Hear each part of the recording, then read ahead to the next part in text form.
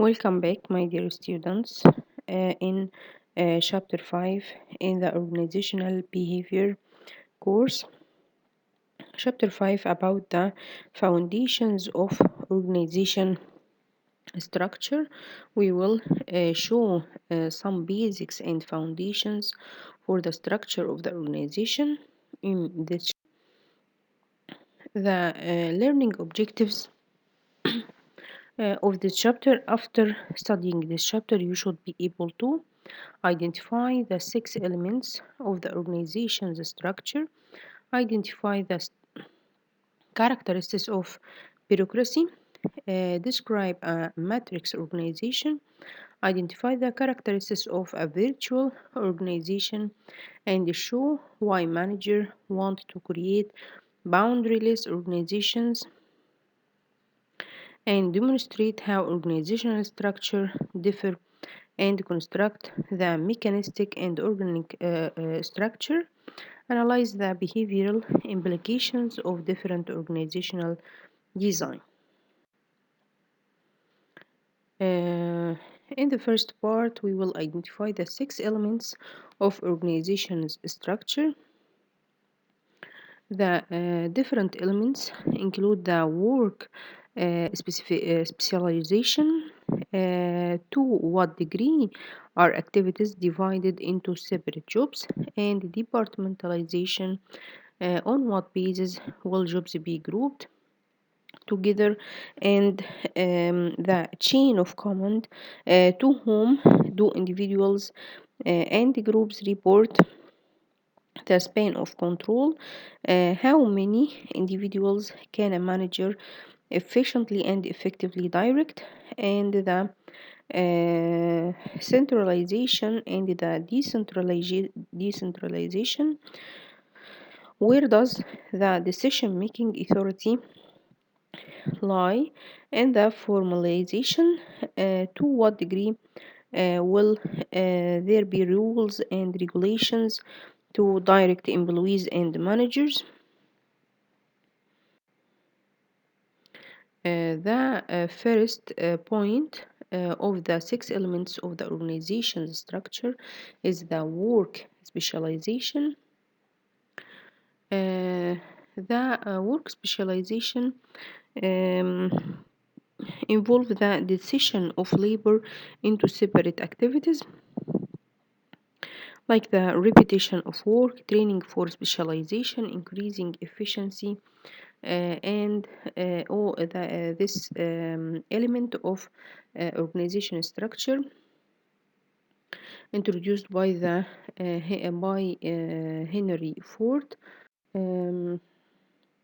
This figure shows the impact or shows the economics and this economics of work specialization, and if the productivity is high and the work specialization is high, the impact from employees, the impact from economics of specialization will increase, and then the human diseconomics, or the impact from human diseconomics will then decrease.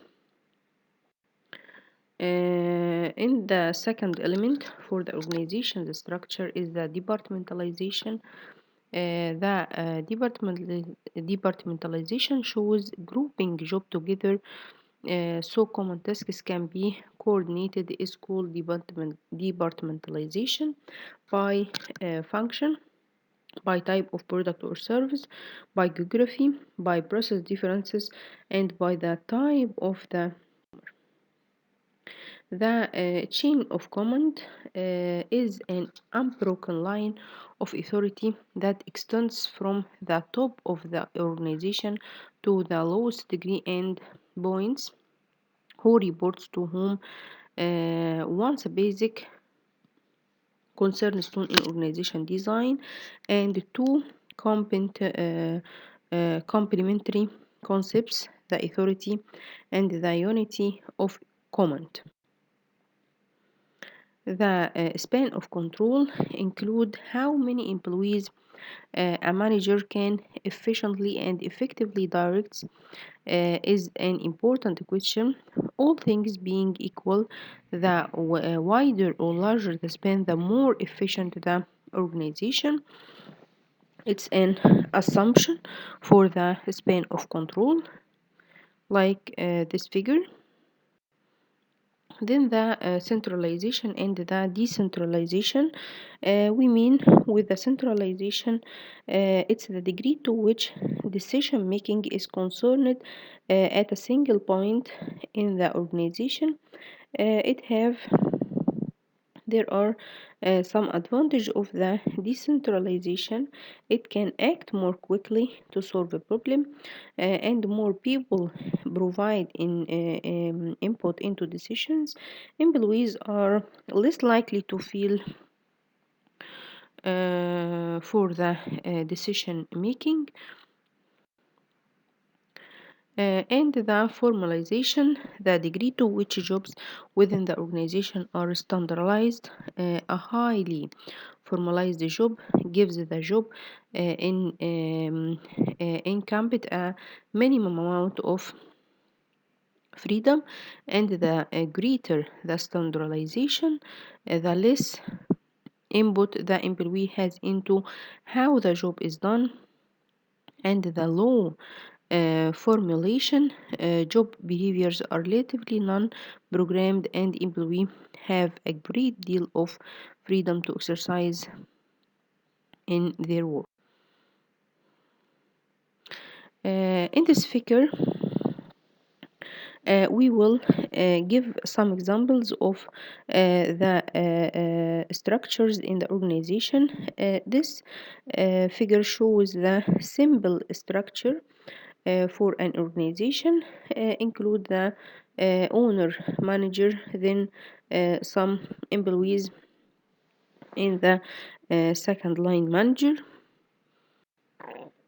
The simple structure is most widely practiced in a small business, in which the manager and the owner are one and the same. The owner and the manager is the same, and it has some strength and weakness. The strength, it's simple, fast and flexible, inexpensive to maintain. Accountability is clear, but the weakness of this structure, difficult to maintain in anything other than a small organization. It risky. Everything depends on only one person. It's the manager or the owner of this business. The simple structure lead us for a concept of bureaucracy. It is characterized by standardization. It includes the highly routine operating tasks, very formalized rules and regulations, tasks grouped into functional department, centralized authority, narrow span of control, decision making that follows the chain of command. All these types included in the bureaucracy structure. The bureaucracy have some strength and some weakness. The strengths include the ability to perform standardized activities in highly efficient manager, but some weakness like the subunit conflict, unit goals dominate, and obsessive behavior, and covering weak management. The bureaucracy is efficient only as long as employees comfort familiar problems with programmed decisions rules. After the type of the simple structure, we have the matrix structure. In the matrix structure, it combines two forms of departmentalization, functional and product. The strength of the matrix structure of the functional is putting specialized together, and the product departmentalization facilitates coordination It provides clear responsibility for all activities, but with duplication of activities and costs. The matrix structure, like this structure, it can be the jobs can be more related to each other. The employee may have more than one manager, may have more than one supervisor. So the matrix structure can be efficient for some organizations and not good for another organizations. Then we have a type of organization called the virtual organization. The essence of the virtual organization is that it's typically a small core organization that outsources major business functions, also referred to as a modular or network organization. This organization, the main work made in it by the internet, by the telecommunication, the virtual organization based on the high technology. It's high centralized with little or no departmentalization. It's an example for a virtual organization. The executive group have advertising agency from outsourcing and some sales representatives and factories in another country and independent research and development consulting firm. All these I can as a manager I can make it by the outsourcing. And after the virtual organization, we have another type of organization called the boundaryless organization.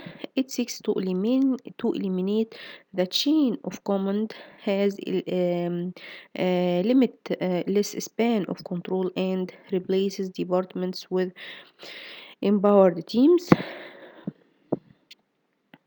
The uses across teams, and the uses participative decision making practices, and can use the 360-degree performance appraisals. It's the boundaryless organization, and in this type of organization, functional departments create horizontal boundaries, and the boundaryless organization break down the geographic and cultural barriers by strategic alliances, help the cultural differences, and the telecommunication also blurs the organizational boundaries. The linear organization or the downsizing. The goal of the new organizational form we have describes is to improve agility by creating a lean, focused, and flexible organization.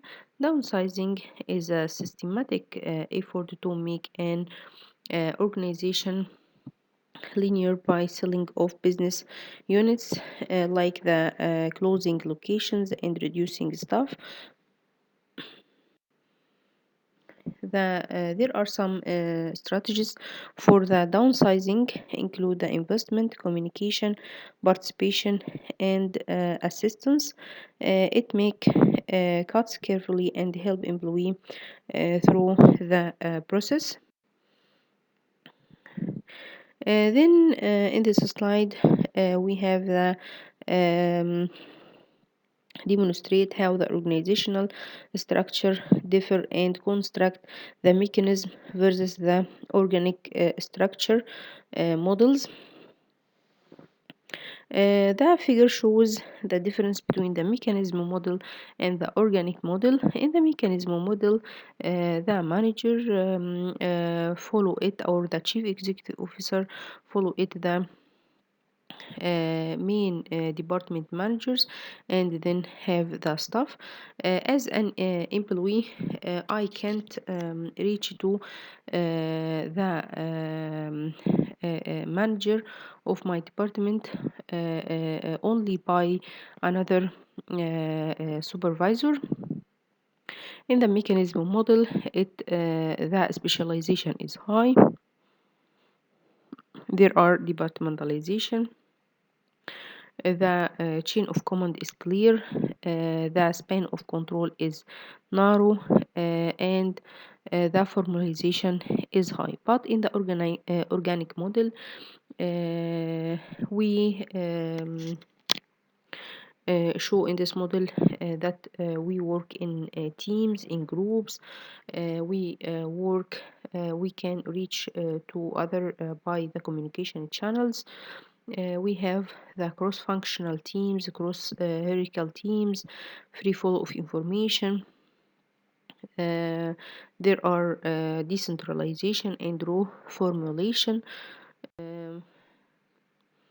The organizational structure can help the management to achieve its objectives. Most current strategy frameworks focus on three strategy dimensions: innovation and the cost minimization and the imitation.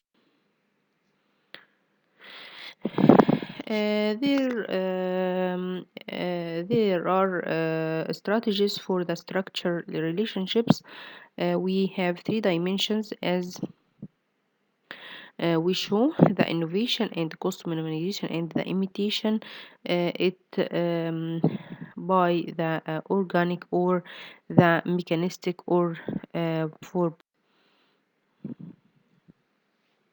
In the organizational size, the large organizations employing 2,000 or more people tend to have more specialization, more departmentalization, and more vertical levels. Uh, and more rules, more regulations than the small organizations.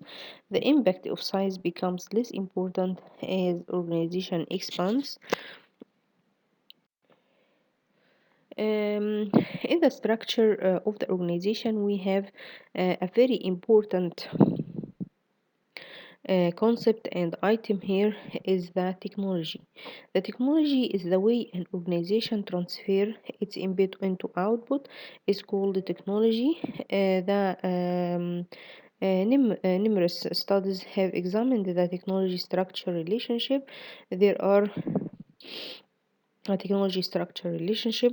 Organizations engaged in non-routine activities tend to prefer organic structures, and those performing routine activities prefer the mechanistic structures.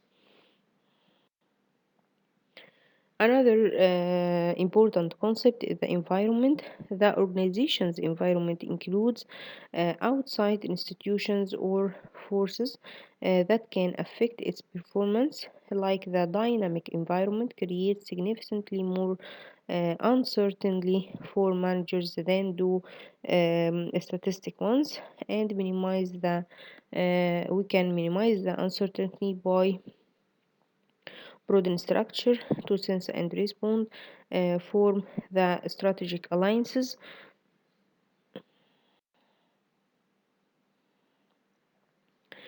Then there are some implications of different organizational design, like some relationships for the organizational design and the employee behavior,